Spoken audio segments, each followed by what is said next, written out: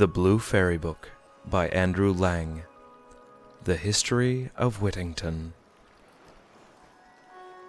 Dick Whittington was a very little boy when his father and mother died, so little indeed that he never knew them, nor the place where he was born. He strolled about the country as ragged as a colt, till he met with a wagoner who was going to London, and who gave him leave to walk all the way by the side of his wagon without paying anything for his passage. This pleased little Whittington very much, as he wanted to see London sadly, for he had heard that the streets were paved with gold, and he was willing to get a bushel of it. But how great was his disappointment, poor boy, when he saw the streets covered with dirt instead of gold, and found himself in a strange place without a friend, without food, and without money. Though the wagoner was so charitable as to let him walk up by the side of the wagon for nothing, he took care not to know him when he came to town, and the poor boy was, in a little time, so cold and hungry that he wished himself in a good kitchen and by a warm fire in the country. In his distress, he asked charity of several people, and one of them bid him go work for an idle rogue. "That I will," said Whittington, "with all my heart. I will work for you if you will let me." The man, who thought this savored of wit and impertinence, though the poor lad intended only to show his readiness to work, gave him a blow with a stick which broke his head so that the blood ran down. In this situation, and fainting for want of food, he laid himself down at the door of one Mr. Fitzwarren, a merchant, where the cook saw him, and, being an ill-natured hussy, ordered him to go about his business, or she would scald him. At this time Mr. Fitzwarren came from the exchange, and began also to scold at the poor boy, bidding him to go to work. Whittington answered that he should be glad to work if anybody would employ him, and that he should be able if he could get some victuals to eat, for he had had nothing for 3 days, and he was a poor country boy and knew nobody, and nobody would employ him. He then endeavored to get up, but he was so very weak that he fell down again, which excited so much compassion in the merchant that he ordered the servants to take him in and give him some meat and drink, and let him help the cook to do any dirty work that she had to set him about. People are too apt to reproach those who beg with being idle, but give themselves no concern to put them in the way of getting business to do or considering whether they are able to do it, which is not charity. But we return to Whittington, who could have lived happily in this worthy family had he not been bumped about by the cross cook, who must be always roasting and basting, or when the spit was idle employed her hands upon poor Whittington. At last Miss Alice, his master's daughter, was informed of it, and then she took compassion on the poor boy and made the servants treat him kindly.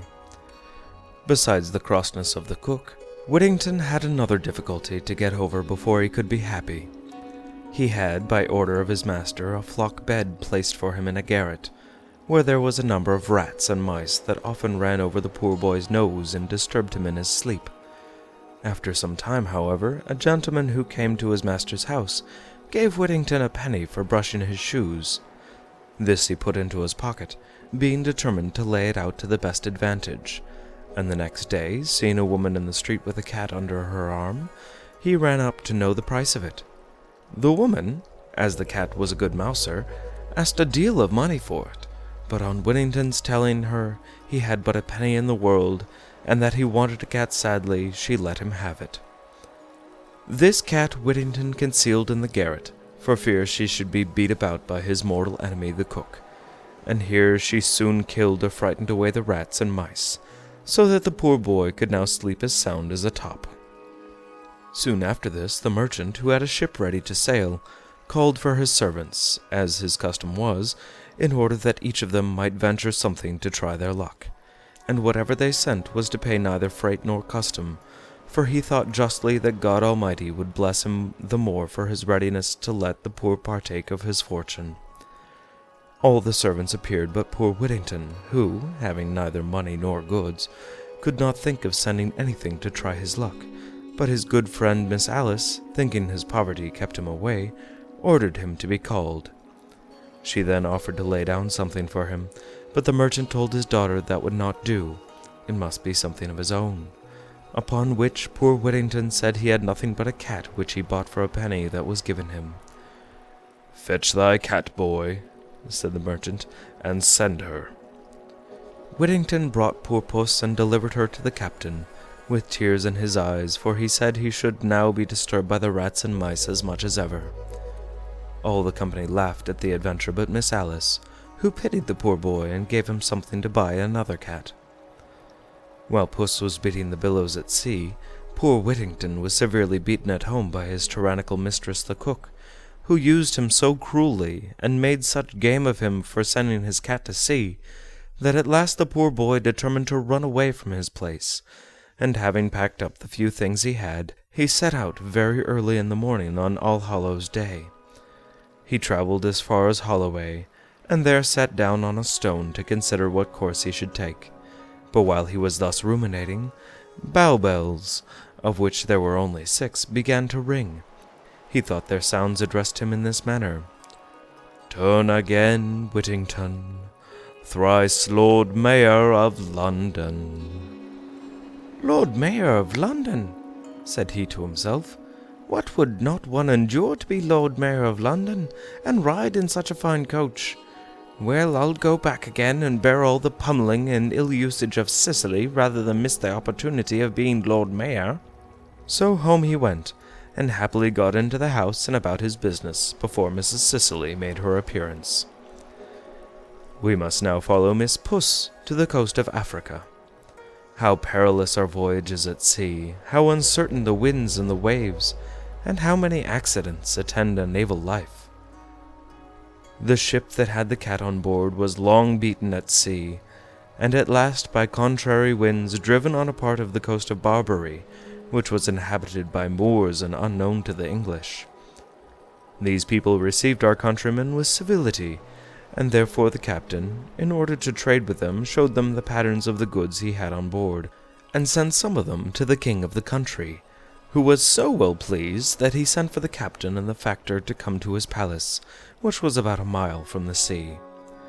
Here they were placed, according to the custom of the country, on rich carpets, flowered with gold and silver, and the king and queen being seated at the upper end of the room, dinner was brought in, which consisted of many dishes, but no sooner were the dishes put down but an amazing number of rats and mice came from all quarters and devoured all the meat in an instant. The factor, in surprise, turned round to the nobles and asked if these vermin were not offensive. "Oh, yes," said they, "very offensive, and the king would give half his treasure to be freed of them, for they not only destroy his dinner, as you see, but they assault him in his chamber, and even in bed, so that he is obliged to be watched while he is sleeping, for fear of them." The factor jumped for joy. He remembered poor Whittington and his cat, and told the king he had a creature on board the ship that would dispatch all these vermin immediately. The king's heart heaved so high at the joy which this news gave him that his turban dropped off his head. "Bring this creature to me," he said. "Vermin are dreadful in a court, and if she will perform what you say, I will load your ship with gold and jewels in exchange for her." The factor, who knew his business, took this opportunity to set forth the merits of Miss Puss. He told his Majesty that it would be inconvenient to part with her, as, when she was gone, the rats and mice might destroy the goods in the ship, but to oblige his Majesty he would fetch her. "Run, run," said the Queen.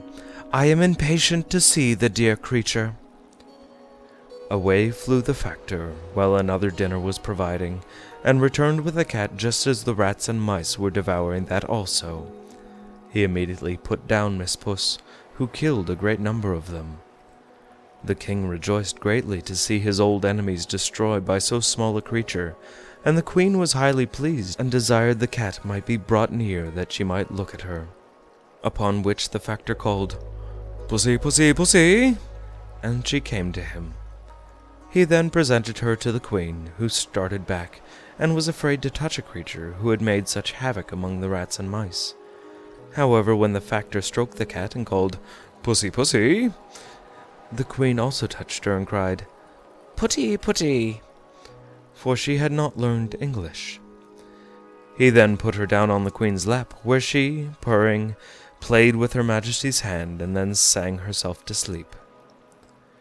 The king, having seen the exploits of Miss Puss, and being informed that her kittens would stock the whole country, bargained with the captain and factor for the whole ship's cargo, and then gave them 10 times as much for the cat as all the rest amounted to, on which, taking leave of their majesties and other great personages at court, they sailed with a fair wind for England, whither we must now attend them.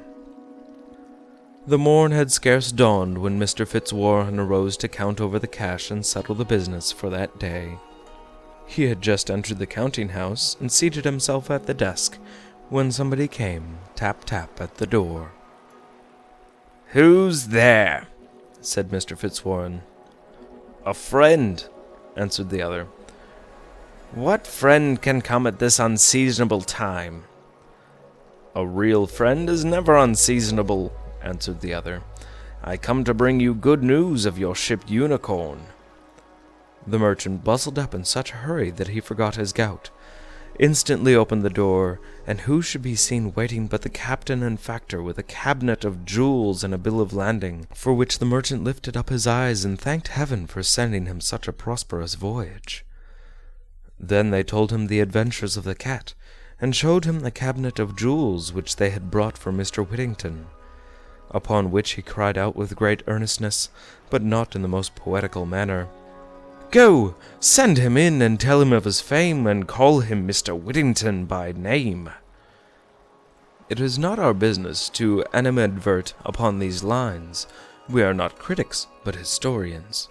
It is sufficient for us that they are the words of Mr. Fitzwarren, and though it is beside our purpose, and perhaps not in our power to prove him a good poet, we shall soon convince the reader that he was a good man, which was a much better character. For when some who were present told him that this treasure was too much for such a poor boy as Whittington, he said, "God forbid that I should deprive him of a penny. It is his own, and he shall have it to a farthing." He then ordered Mr. Whittington in, who was at this time cleaning the kitchen, and would have excused himself from going into the counting-house, saying the room was swept and his shoes were dirty and full of hobnails. The merchant, however, made him come in, and ordered a chair to be set for him, upon which, thinking they intended to make sport for him, as had been too often the case in the kitchen, he besought his master not to mock a poor simple fellow who intended them no harm, but let him go about his business. The merchant, taking him by the hand, said, "Indeed, Mr. Whittington, I am in earnest with you, and sent for you to congratulate you on your great success. Your cat has procured you more money than I am worth in the world, and may you long enjoy it and be happy." At length, being shown the treasure, and convinced by them that all of it belonged to him, he fell upon his knees and thanked the Almighty for his providential care of such a poor and miserable creature. He then laid all the treasure at his master's feet, who refused to take any part of it, but told him he heartily rejoiced at his prosperity, and hoped the wealth he had acquired would be a comfort to him and would make him happy. He then applied to his mistress and to his good friend Miss Alice, who refused to take any part of the money, but told him she heartily rejoiced at his good success, and wished him all imaginable felicity. He then gratified the captain factor and the ship's crew for the care they had taken of his cargo. He likewise distributed presents to all the servants in the house, not forgetting even his old enemy the cook, though she little deserved it. After this, Mr. Fitzwarren advised Mr. Whittington to send for the necessary people, and dress himself like a gentleman, and made him the offer of his house to live in till he could provide himself with a better. Now it came to pass, when Mr. Whittington's face was washed, his hair curled, and he dressed in a rich suit of clothes, that he turned out a genteel young fellow, and as wealth contributes much to give a man confidence, he in a little time dropped that sheepish behavior which was principally occasioned by a depression of spirits, and soon grew a sprightly and good companion, insomuch that Miss Alice, who had formerly pitied him, now fell in love with him. When her father perceived they had this good liking for each other, he proposed a match between them, to which both parties cheerfully consented, and the Lord Mayor, court of aldermen, sheriffs, the company of stationers, the Royal Academy of Arts, and a number of eminent merchants attended the ceremony, and were elegantly treated at an entertainment made for that purpose. History further relates that they lived very happy, had several children, and died at a good age. Mr. Whittington served as Sheriff of London, and was 3 times Lord Mayor.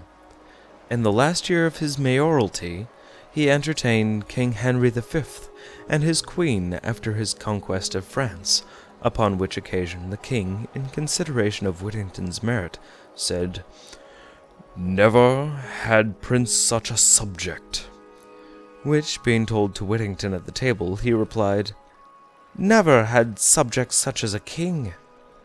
His Majesty, out of respect to his good character, conferred the honor of knighthood on him soon after. Sir Richard, many years before his death, constantly fed a great number of poor citizens, built a church and a college to it, with a yearly allowance for poor scholars, and near it erected a hospital.